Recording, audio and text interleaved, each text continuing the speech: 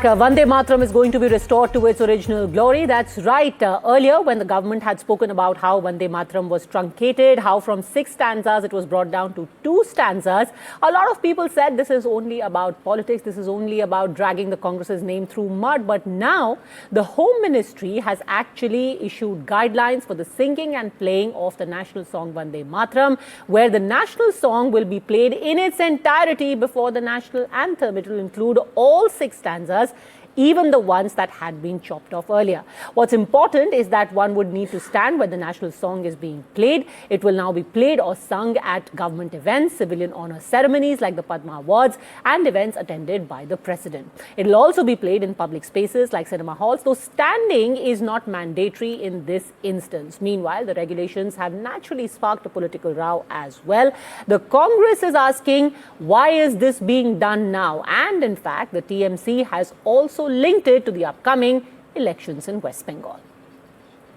जो ये सब बात कर रहे हैं मोदी बाबू, अमित शाह बाबू, उसका कोई इंडिपेंडेंस में लीगेसी नहीं है, उसका कोई भी प्रेडिसेसर इंडिपेंडेंस मूवमेंट में नहीं थे, उसको बोलने का हक भी नहीं है, लेकिन वो हक जता रहा है क्योंकि वो सोचते हैं मोदी है तो मुमकिन है। कोई गान किसकी पहले गाया जाएगा, कोई लास्ट में गाया जाएगा, इसका कन्वेंशन का थोड़ा वो साजिश दे सकते हैं, लेकिन जो कर रहे हैं, जो बोल रहे हैं कि 3 मिनट 3.5 मिनट तक पूरा वंदे मातरम गाना होगा, ये नेशनल सॉन्ग फर्स्ट स्टैंजा होगा और नेशनल एंथम भी फर्स्ट स्टैंजा होगा, specially Vande Mataram national song first stanza. ये सिफारिश था, सजेशन था रविंद्रनाथ टैगोर की तरफ से कांग्रेस की अधिवेशन में, जिधर सुभाष चंद्र बोस जी, जवाहरलाल नेहरू जी सब थे। तो रविंद्रनाथ ठाकुर जिसको राष्ट्रगान मनाया गया, जिसने सब महामनीषी ने मान लिया, जो सजेशन रविंद्रनाथ टैगोर की था, वो आज आके मोदी बाबू, अमित शाह बाबू चेंज करेंगे। कोई भी बंगाल में रहने वाले इसको मानेंगे नहीं, कोई भी देशवासी इसको मानेंगे। सर, जो गाइडलाइन आया उसमें कहा गया कि जो 6 स्टैंजा है वो पूरा वंदे मातरम राष्ट्रीय। लोग कुंभ में जाते हैं, नहा के पाप धोते हैं। भारतीय जनता पार्टी बंगाल वाले में पाप धो रही है। चुनाव की वजह से आया है, सिर्फ चुनाव की वजह से, वरना तो जब वंदे मातरम गा के कांग्रेसी जेल जा रहा था, क्रांतिकारी फांसी के फंदे को चूम रहे थे, तो इन्हीं के मात्र संगठन ने अंग्रेजों की फौज में भर्ती होने का ऐलान किया था, तब वंदे मातरम का विरोध किया था, और आज वंदे मातरम गा के बंगाल के चुनाव की नाव पार करना चाहते हैं, बुरी तरह हारे।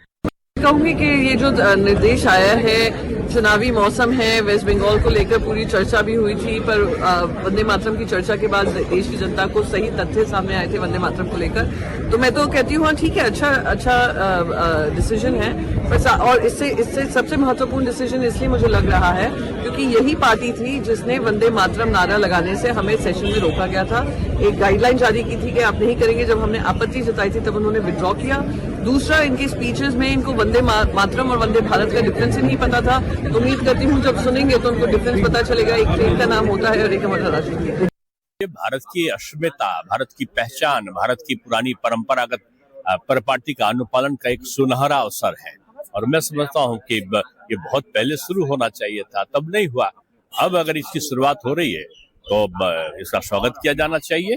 कांग्रेस अपने अधिवेशनों में पहले इसका गायन करता था जब उनकी सोच राष्ट्रवादी थी, और जब वो अराष्ट्रवादी मान्यताओं को परिपालन करने लगे तो इसको उन्होंने छंदों में बांट दिया है। अब बांटना नहीं है, अब जोड़ना है। जेडीयू के कार्यकारी अध्यक्ष संजय झा हमारे साथ हैं।